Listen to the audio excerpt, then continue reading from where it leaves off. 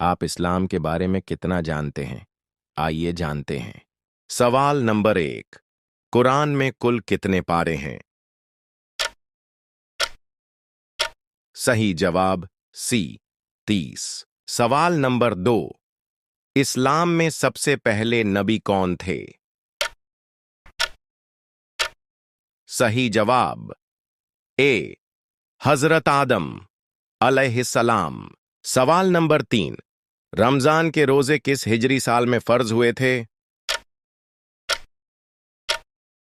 सही जवाब बी हिजरी साल 2। सवाल नंबर 4। कुरान किस महीने में नाजिल हुआ था?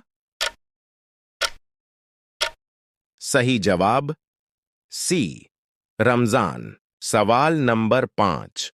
मुसलमानों का पहला किबला कौन सा था?